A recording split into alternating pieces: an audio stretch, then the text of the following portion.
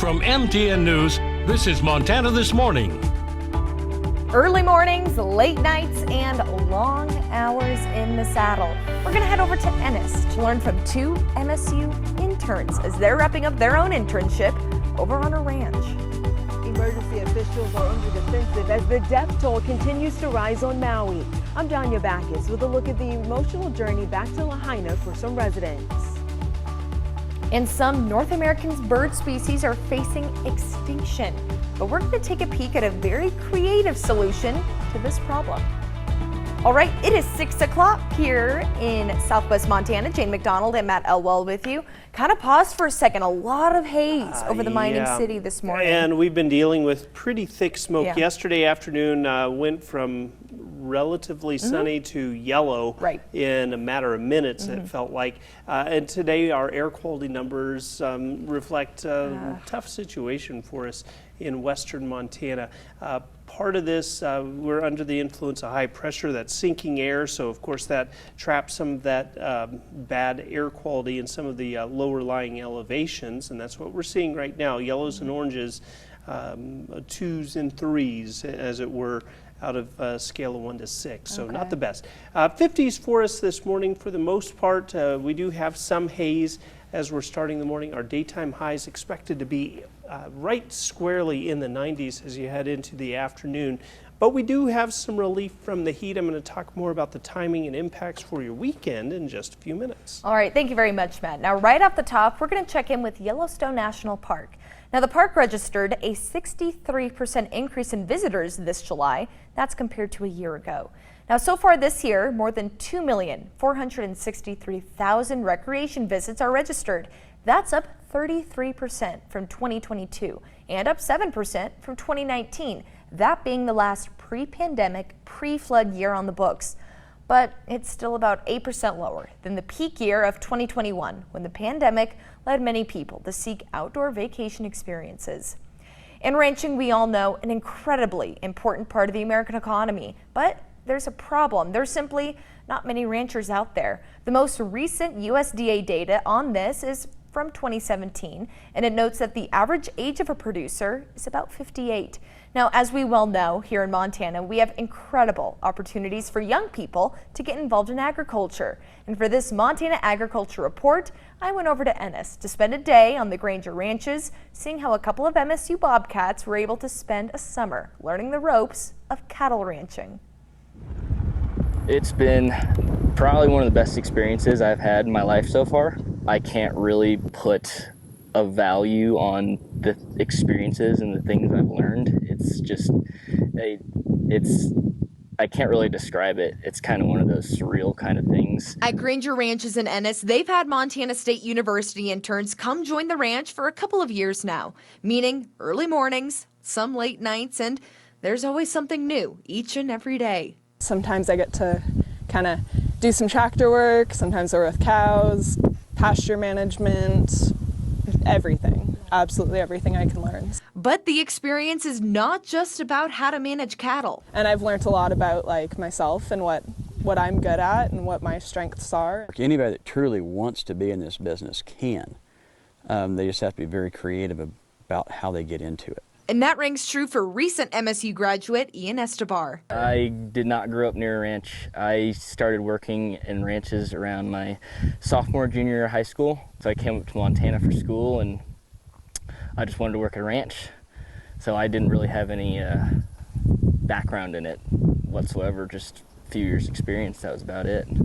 Getting young people interested in agriculture is crucial, but manager Billy Whitehurst sees the price of land as a big obstacle for young people trying to get into the business. You know, working capital to be able to own their own is a huge issue. Land prices go up and recreation drives the value more than production. I think that that's going to continue to be an issue. But for the meantime, the interns on Granger Ranches continue to soak up every skill, every lesson, and each memory that they can before they head back to school or before they head on to their next adventure. That there's a lot of people who have come before me who have a whole bunch of things that they know that I don't know, and I just really want to find the best mentors I can, because I'm new into this industry, so I kind of just want to keep learning and, keep going, In Ennis, Jane McDonald, MTN News. And of course, we wish both of them the best of luck in their future. Now, over on the national scene, there are now at least 111 confirmed deaths as a result of the wildfires that ripped through West Maui last week. County officials are now facing tough questions over what they could have done to warn residents and to save lives. CBS News' Danya Backus is on the island where more survivors are getting their first look at what's left of their homes. Do you regret not sounding the sirens? I do not. Maui officials on the defensive as questions grow over why sirens weren't used to warn residents last week when the deadly wildfire swept in. Had we sounded the siren that night, we're afraid that people would have gone Malka. And if that was the case, then they would have gone into the fire. The death toll is still climbing as search teams comb through charred debris to find the hundreds who are missing. 38% of the territory has been covered. The capacity is increasing continuously to make sure that we can go to every corner of the disaster site. The Lahaina bypass road is now open so residents can drive home, though some have already made the journey on foot. It's hard to take in, just seeing all this devastation. Makes me cry. Over 20 years I staying in my house. President Biden is expected to tour devastated communities and meet with first responders here on Maui Monday. Some residents say they hope his visit calls attention to the need for more aid. I'm very hopeful that him coming in will help expedite a lot of products coming in. Any positive coming our way, we'll take it. Donations continue to pour in, and FEMA officials are encouraging those who have been affected by the wildfires to apply for federal assistance. Danya Backus, CBS News, Maui. And South Korea has donated $2 million in the aid to the West Maui recovery. Meanwhile, forensic officials have identified the remains of at least 9 victims. The governor says additional experts are being brought in to help identify more victims. Now, switching gears a little bit, over to some health news. RSV causes up to 80,000 hospitalizations of young children in the U.S. each year. It's a big problem without a clear solution until now. Health and Science correspondent Lindsay Theus breaks down what parents need to know about the newly FDA-approved drug for babies. Parents and doctors remember well how last year was a nightmare season for RSV, but now this breakthrough therapeutic adds an important tool for this fall and winter. RSV, 3 small letters that can strike fear in the hearts of parents. I'm panicking, crying. That's a scary feeling. You don't know what's happening in that moment. The nurse looked at his stomach and saw his breathing and saw that his kind of chest was concave, looked at it and said, if he doesn't get better after this nebulizer, we're going straight to ER. The CDC has now signed off on an RSV treatment for infants 8 months and younger and older babies at a higher risk of severe RSV. The FDA had already given the green light to a monoclonal antibody designed to protect babies up to 24 months old from RSV.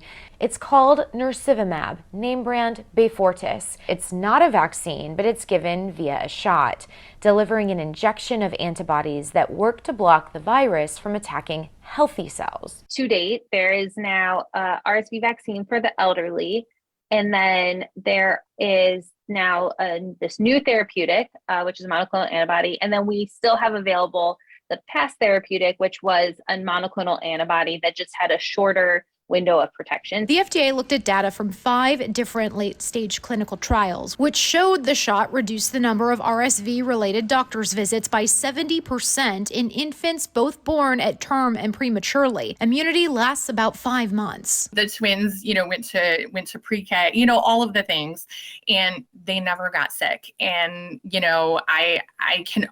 I just kind of had a feeling that it was because of this. Protection against RSV for the vast majority of kids was sorely lacking after COVID. Many children's immune systems weren't ready for RSV, an illness that is usually mild. New research shows about half of the past 5 years RSV hospitalizations were from last season. These therapeutics, to be effective, we need to give them once RSV is in season, and so we're definitely monitoring to see when that might start. The FDA is currently evaluating Pfizer's RSV vaccine for pregnant women.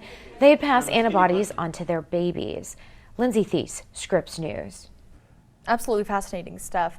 Now, the number of birds across North America facing a dramatic decline since 1970. Now, that's according to several studies, including ones from Cornell University. North America lost more than 3 billion birds. Now, 2 out of every 3 North American bird species are facing extinction. One bird species, though, is experiencing a glimmer of hope, thanks to a pretty special solution that's showing great promise. As national correspondent Maya Rodriguez reports, it may be able to help other bird species too. Coastal areas are contending with rising sea levels and erosion, causing impact to the habitat of water birds. But there is one innovative solution that is seeing success. So we're about to take you on a trip to it, to an artificial island. As the morning sun shines over coastal Maryland, Bird Conservation Coordinator Kim Aplenalp guides our boat across the water, observing the birds overhead. There is nowhere for water birds to nest anymore. They are getting washed out, destroyed by sea level rise and erosion. That brings us here, to a last-ditch effort to save one endangered bird species, the common tern. It's sort of build an island, terns will come is our motto. This artificial island sits in the middle of the bay, where the endangered terns now come to nest. We put out decoys, we put out habitat, so that is chick houses, grass, fake artificial grass. It's made up of 18 separate raft units, and these raft units are wooden framed with dock floats underneath, and the dock floats have wheels on so that the units can be wheeled up and down public boat ramps. David Curson is with Audubon Mid-Atlantic. He says the floating island came to be after a similar one showed success in Toronto, Canada. So Audubon and several Maryland agencies joined together to create one here. We've had storms come through with 55-mile-an-hour winds, and our remote camera system that we have set up on the island just shows the thing flexing, and birds can have nests and young on the island in a tropical storm, and they survive. It works very well, and it could very easily be applied to other sites around America's coasts. In the artificial island's first year, 23 nesting pairs used it. But the following year, the number rose, with 155 pairs. This year, the number is nearly 300. By putting in one island, managed to recover 25% of what we had almost 35 years ago. David Brinker is with the Maryland Department of Natural Resources. He's studied water birds for decades and spearheaded the artificial island idea. We're in an extinction crisis right now. We could put in more islands, but the islands are sort of a stopgap approach here. They're fairly expensive to build and cost about $100,000 to build one of these things.